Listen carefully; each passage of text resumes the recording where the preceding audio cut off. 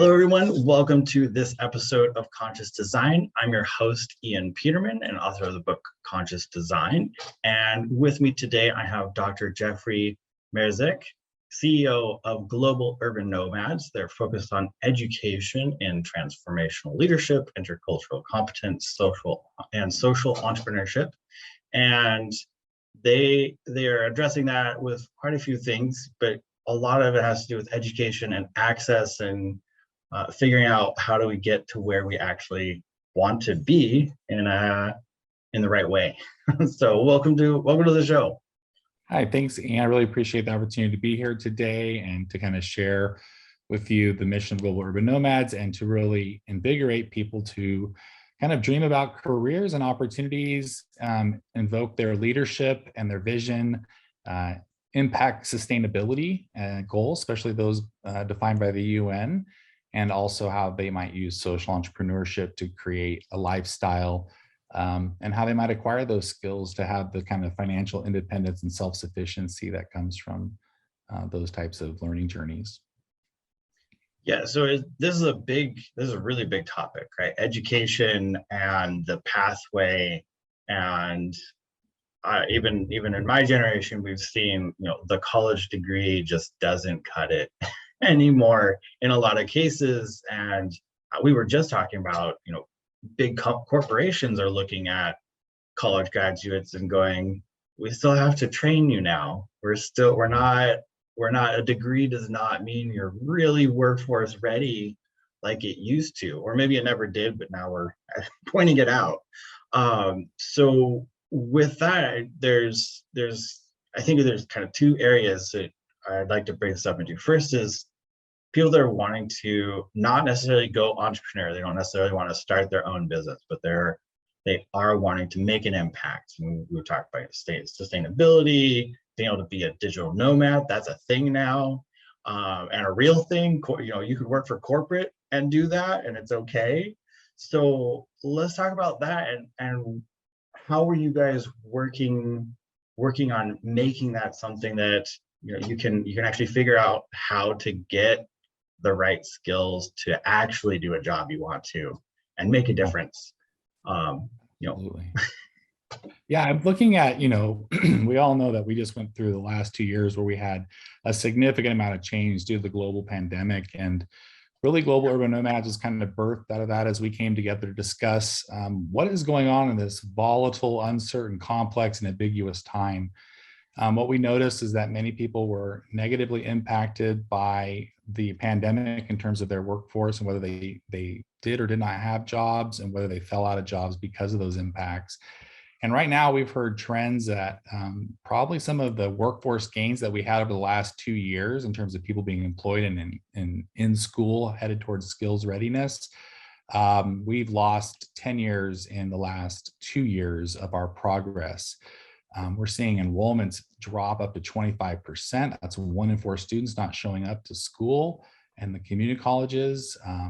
We're also seeing a mismatch. There's been a long conversation going on between what we call the skills gap, where when we work with our industry partners, we're finding that students aren't quite readied with the skills that are in demand. And there's a lot of upskilling and training that our partners in the industry are still doing to develop that. And so Global Urban Nomads kind of birthed out the opportunity to develop mindsets around transformational leadership, really entrepreneurial mindsets, which are really about critical thinking and problem solving and dealing with complexity. But with the heart of that is really focused on, sustainability, and specifically around aligning efforts to the UN sustainability goals, which are very clearly articulated. There are 17 goals that have been put out for a few years now with lots of resources and a lot of ways that organizations can align their sustainability efforts to their mission and vision. So those are some of the things that we're seeing as trends. Even recently, there's reports about the unemployment rate being only at 3.6%. And that while that might sound like, hey, we aren't so bad off, it sounds good.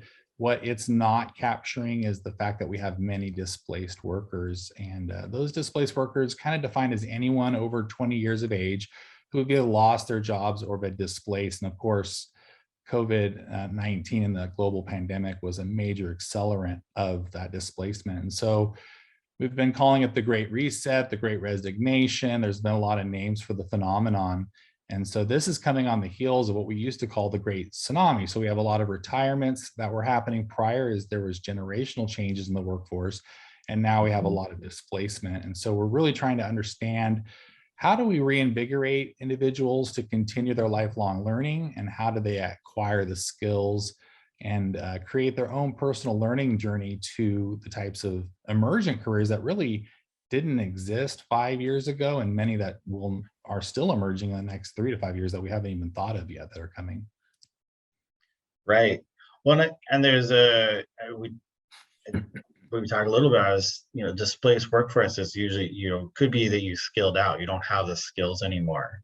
But there are these opportunities, digital nomad, however you want to call it, right? Remote worker, like those are potential positions, and a lot of companies are really pro it, but you still have to have the skill set to get the job. There's still that skill gap. And are you guys seeing a big, like, this is on the becoming an employee side, is that pushing a shift? It feels like every recession, every downturn in some kind, it always spurns new entrepreneurs, more startups happen. I know there was a boom in 2021, I think it was.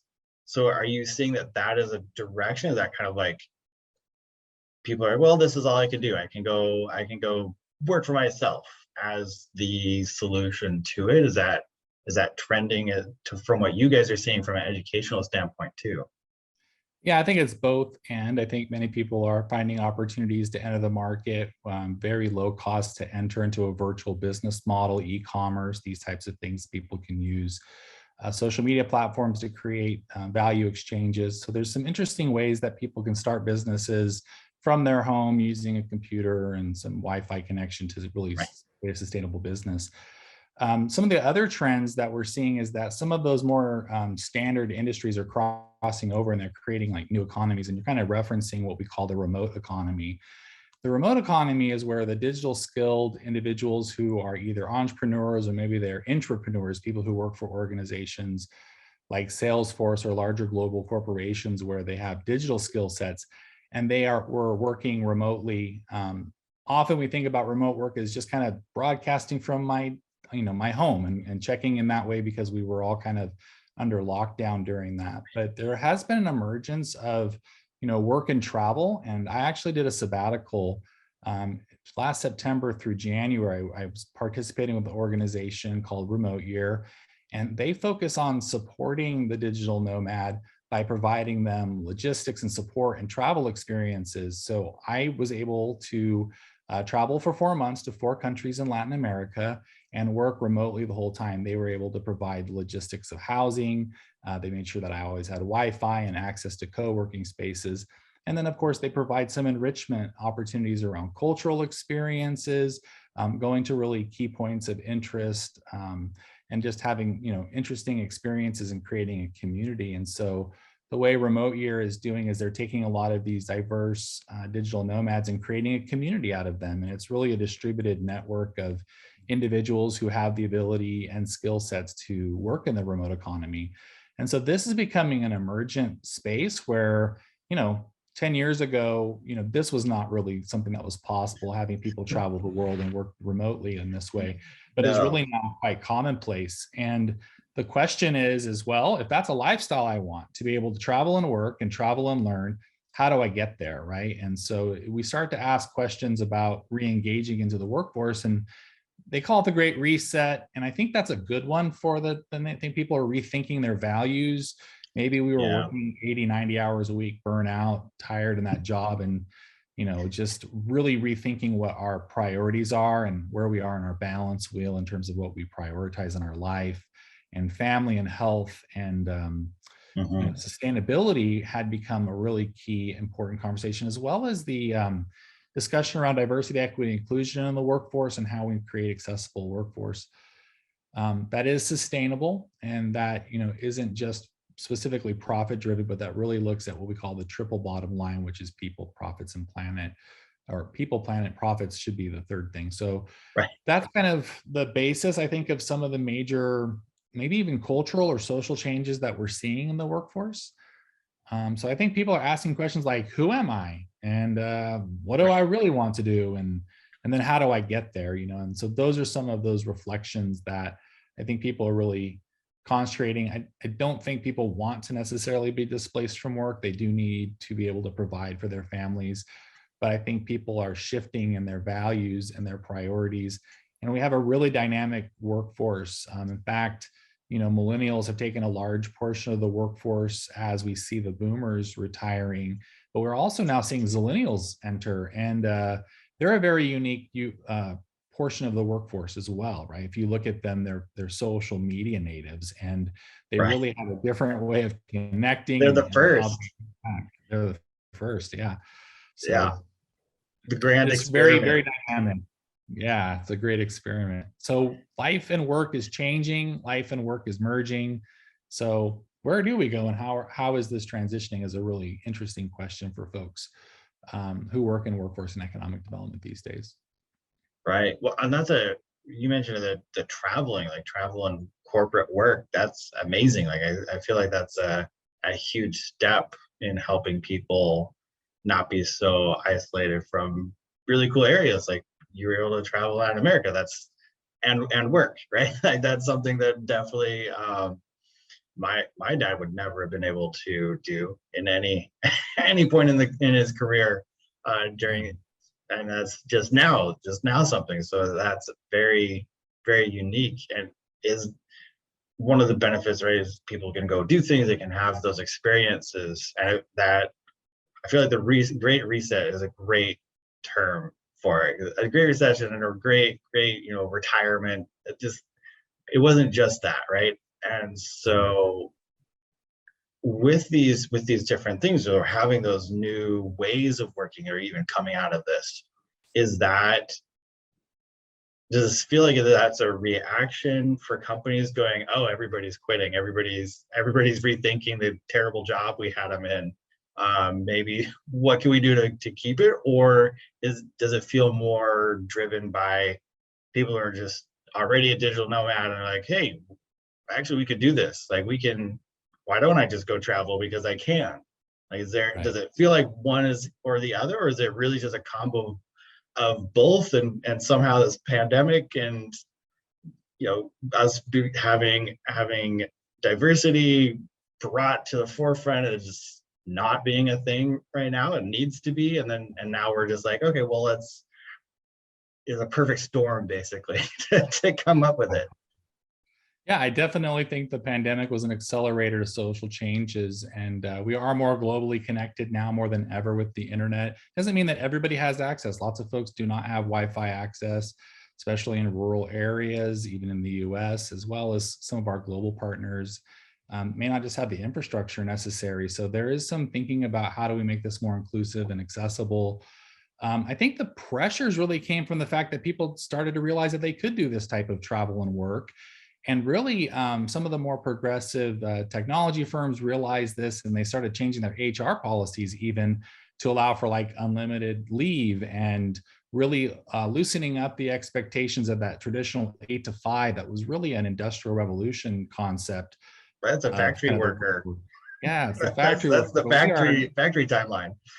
Yeah, now we're more like project based. We look really more on our digital skills, and I think businesses are seeing the value of, hey, can you deliver more than like how many hours do we want to pay you for? Because there is some loss of value in that social contract, because you might be getting charged for hours where you're not productive, and so there's also things like social loafing and things like that.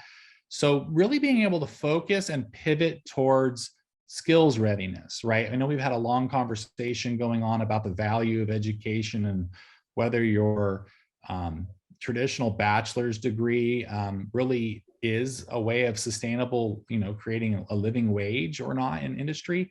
And so it depends. What we're finding, and many people don't know, is the secret gems of career technical education, in which you might get an 18-month boot camp where you learn how to code or use a language, or you learn a digital skill, and you might make cybersecurity, for instance, you can make hundreds of thousands of dollars as a consultant because there's so much demand for that skill set, and it does not require a bachelor's degree. And so really helping individuals say, okay, I want to work in this remote environment. What are the skills that I can exchange? And how do I kind of free myself up to work and kind of set my own independent schedule based on the exchange of those skills in the marketplace?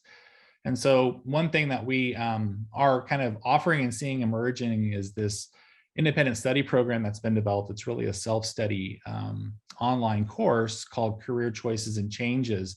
And it's really marketed to adult learners because many people are not 18 going into college, transferring that traditional path. Some people may have already had 3 or 4 careers and they're trying to reinvent themselves. And so, like, as you're talking about in your podcast, conscious design, people are consciously designing their futures, right? And what they want and how they want to work in this emergent world. And so there's a lot of automation that's going on, smart cities technologies. There's a huge vectors that are really pushing towards sustainability goals, improving climate, improving water, access, diversity, equity, and inclusion is a huge conversation about how do we create an equitable and accessible and inclusive workplace.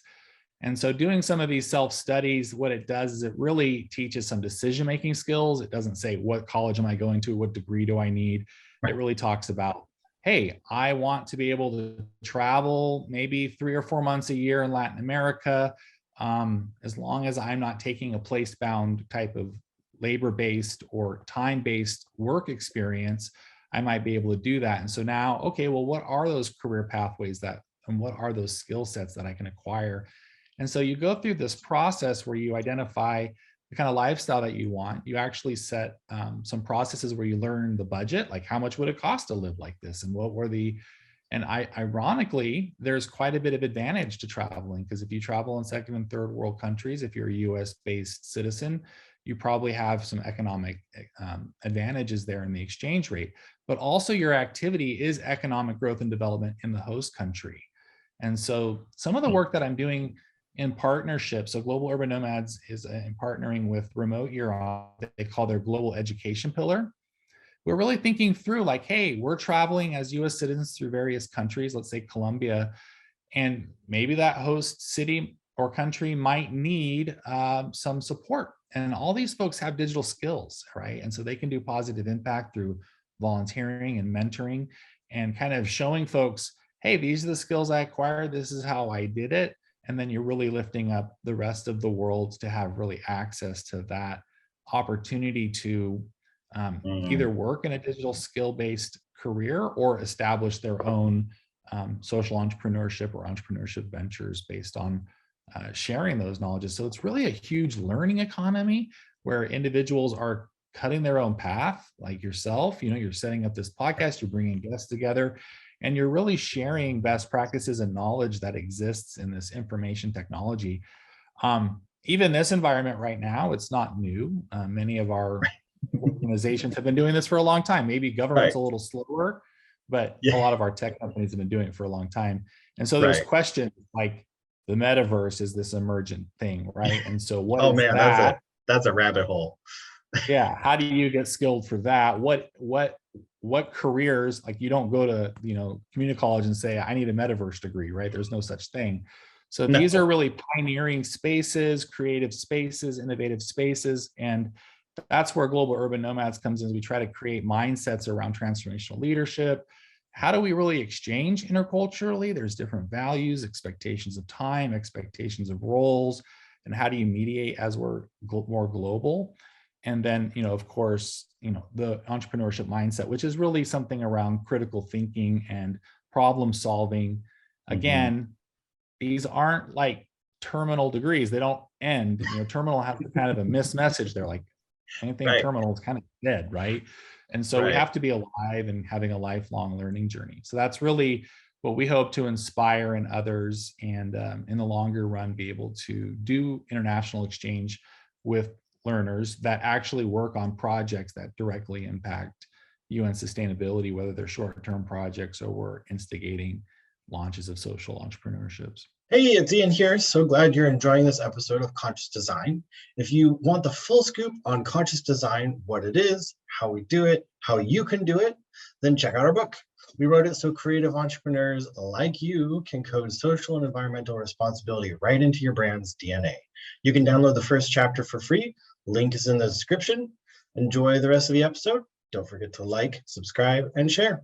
Right. Well, I love the idea of what you brought up. Is you're going to be a digital nomad. If you're going to go somewhere, make sure that, you know, as you go, especially if you're from the US or another country where, you know, relatively we're pretty well off, going, when you go there, make sure that you're creating a positive impact. Maybe you're, you know, help the economy there, help sustainability there, help maybe help their infrastructure a bit, things like that, where it becomes, yeah, you're getting the benefit, right? You're gonna visit a beautiful place, learn a new culture, get an experience that has been hard to achieve for most people for for a long time, and then also make it better for the people who actually live there, which is, I feel like that's a great thing. And you mentioned too, like accessibility, right? We talk about, you know, diversity and inclusion, and it's all great. We're like, oh yeah, we're all in the US and let's do it all on the internet, and we're all going to talk about it on the internet. But even like you said, here, there's rural areas that don't have internet. There, you know, 4G doesn't even get there. Like that's a real thing. In case people think we have full coverage, it's not real. So, and Yeah. that's the US, right? We're considered a first world country, but we don't even have 100% internet access to every person who wants it. Right? Correct. There's some, you know, there's some pockets that don't want it, but that's a choice. The other people is not. They just don't have it. And Absolutely. that's even more when you talk about other countries, right? You have, I'm sure Latin America doesn't have great Wi-Fi as much as the US. There's definitely pockets of they have the infrastructure in areas, but not everywhere. Are you seeing, what are you guys seeing being done to help address that level of quality, to help make sure, because you know you can be a digital remote worker, but only if you have internet, right? There is a pretty large caveat there. If you don't have that, Yeah. we wouldn't be able to do what we're doing right now. We wouldn't be able to be on a call if one of us Absolutely. was out of internet. Yeah. Well, there are some interesting solutions that we've seen, like partners in Indonesia. They'll use offline tools, like a computer that basically is not internet connected, but the work gets done kind of in an offline environment. And then when they bring those units back to the internet connected network, then that work can be uploaded and integrated. That's sometimes also done with our justice involved populations where they may not have access to internet, but they might still be learning skills.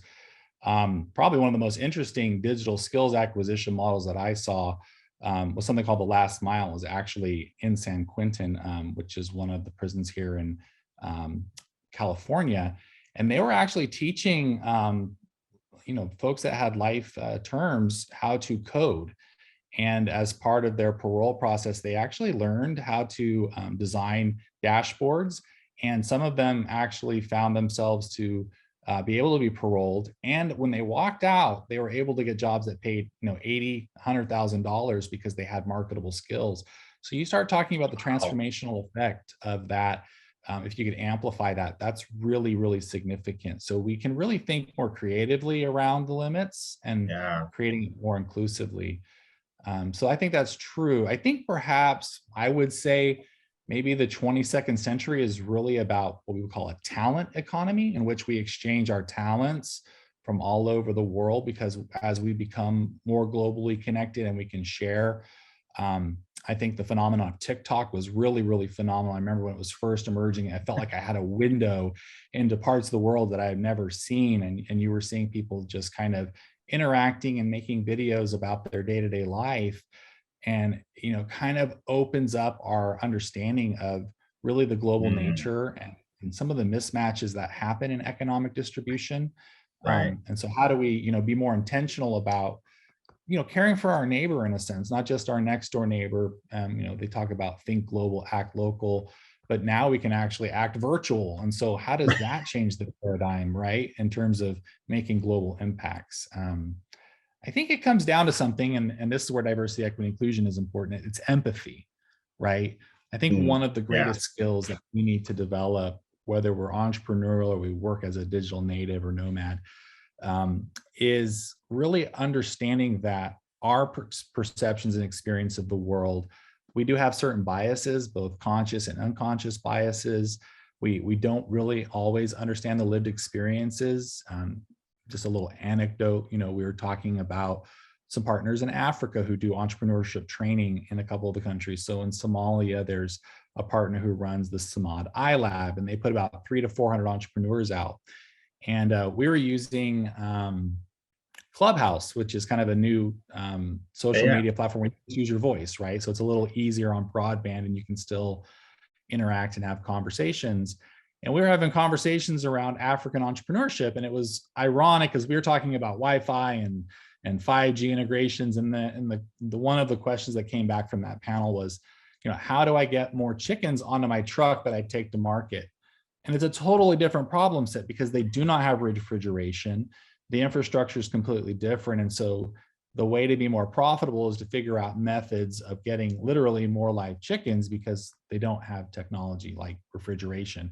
And that was a real awakening and aha moment, as we talk about entrepreneurship. Some of the problem sets that we do in high-tech economies or countries are not necessarily the same types of solution sets that might work in other settings. But I do think there's great value in exchanging those mindsets and those problem sets and creating novel and creative new solutions that benefit. So I think that's definitely something that is going to be a trend in the ensuing century, really about just cross teaching each other. All of us have talents. We're all born with unique gifts, skills, and abilities, different abilities, diverse abilities. We all come from different walks. And many of us may just feel displaced and we don't know how we plug in, or we don't know what the path is, or maybe we don't have any clear models of that. And so trying to help individuals think about value exchange and talking about, what are your gifts? What are your skills? What are your talents? And then how do you develop those talents over time from, being able to be someone who might have one talent to someone who might have, say, 10 talents, and just really being focused on what do I do best? What do I do well? What's my unique contribution? And how do I bring that forward in my career? And less about what college did I go to, what degree did I take, and really thinking about, contribution in economy, in community. We like to say that we're creative, caring, compassionate leaders. And that's a kind of a heart set, and a mindset around service and serving others and being really a good global citizen, right?